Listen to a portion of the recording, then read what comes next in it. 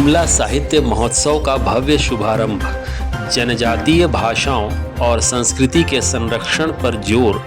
नीलोत्पल मृणाल की प्रस्तुति। भाषा तभी बचेगी जब मिलेगा रोजगार। जहाँ जहाँ मांदर गया वहाँ वहाँ कुड़ुख भाषा की यात्रा हुई। लोक संस्कृति के संरक्षण पर हुआ विचार विमर्श। आइए जानते हैं विस्तार से। गुमला जिला प्रशासन के तत्वावधान में द्वितीय गुमला साहित्य महोत्सव का भव्य शुभारंभ आज अपराह्न 4 बजे किया गया। इस आयोजन में जिले के विभिन्न उच्च विद्यालयों के छात्र छात्राओं सहित बड़ी संख्या में साहित्य प्रेमी नागरिकों ने सहभागिता दर्ज की। महोत्सव में स्थापित सेल्फी पॉइंट नागरिकों के आकर्षण का केंद्र बने। वहीं साहित्य प्रेमियों द्वारा विभिन्न पठन पाठन सामग्री एवं पुस्तकों का क्रय भी किया गया। महोत्सव के प्रथम सत्र में डॉक्टर नारायण भगत एवं डॉक्टर प्रेमचंद्र उरांव द्वारा कुड़ुख एवं उरांव भाषा के संरक्षण एवं संवर्धन विषय पर विस्तृत परिचर्चा की गई। डॉक्टर नारायण भगत ने कुड़ुख भाषा की संस्कृति महत्ता को रेखांकित करते हुए कहा कि गुमला का मांदर केवल एक वाद्य यंत्र नहीं बल्कि भाषा, लोक कथाओं और परंपराओं को जीवंत रखने का माध्यम है। उन्होंने इस तथ्य पर भी बल दिया कि झारखंड की प्रमुख जनजातीय भाषाओं उरांव, मुंडा, हो और संथाली को न केवल संरक्षित करने की आवश्यकता है बल्कि इन भाषाओं को साहित्य सृजन में बढ़ावा देना होगा। विस्तृत चर्चा के अंत में उन्होंने आमजनों के कई सवालों के जवाब भी दिए। आयोजन का द्वितीय सत्र नीलोत्पल मृणाल जी के नाम रहा।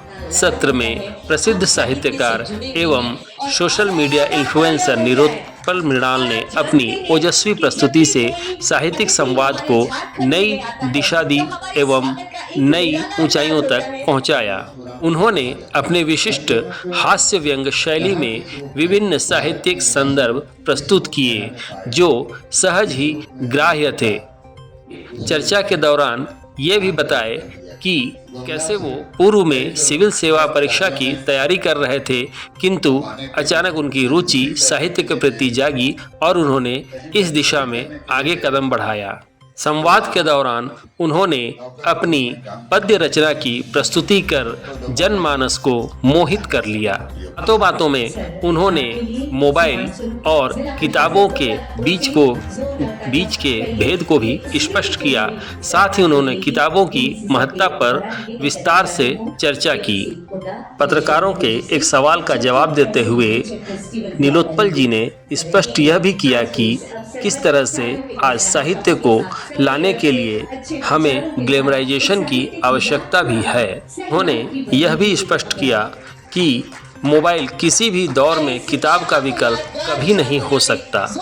अपने संपूर्ण वक्तव्य में बार बार जिला प्रशासन के इस आयोजन की सफलता पर हर्ष व्यक्त किया एवं नागरिकों से अपील की कि वे अपनी मातृभाषा एवं लोक संस्कृति के संरक्षण हेतु सक्रिय भूमिका निभाएं, साथ ही साहित्य को अपने जीवन में अपनाएं। महोत्सव में मुख्य रूप से गुमला उपायुक्त कर्ण सत्यार्थी, पुलिस अधीक्षक शंभू कुमार सिंह, उप विकास आयुक्त सहित सभी वरीय प्रशासनिक अधिकारी सहित कर्मचारी, उनके परिजन एवं विभिन्न विद्यालयों के छात्र छात्राओं सहित कई नागरिक भी उपस्थित रहे।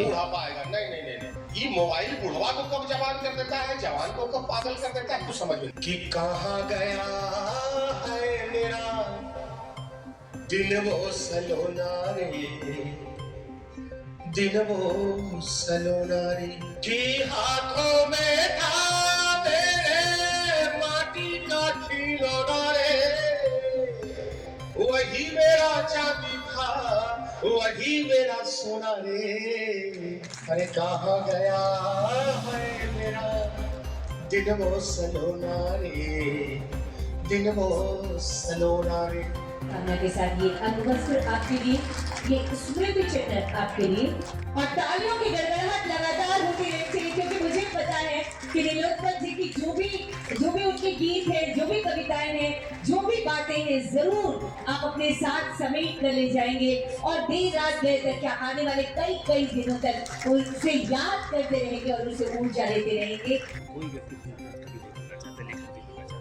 तो आखिरकार इस गैप को कैसे पूरा किया जाए? नहीं, मैंने ये कहा कि बनने का सपना नहीं देख सकता, बनना चाहता है लेकिन उसके लिए विकल्प नहीं है। उसका कारण है कि हमको अपने बीच में से हमने अपना समाज ऐसा बनाया कि हम नेता पॉलिटिशियंस को हीरो बनाते हैं, फिल्म के हीरो को हीरो बनाते हैं, सिविल सर्विसेज वो बनाते हैं, लेकिन हमने विचारकों को, राइटर्स को कभी नहीं बनाया। जो यूरोपियन कंट्री में वहाँ नोबेल प्राइज विजेता हो सकता है, राष्ट्रपति बन जाए, है ना। तो वो जो चीज़ें हैं उसको हमने बताया कि मास्टर साहब का काम है। तो इसको थोड़ा सा मुख्य धारा में लाना होगा। मुख्य धारा में इस तरह से लाना होगा कि अगर आप आज के युग के अनुसार उसको ग्लैमराइज नहीं करेंगे तो युवा उसकी ओर आकर्षित नहीं होगा।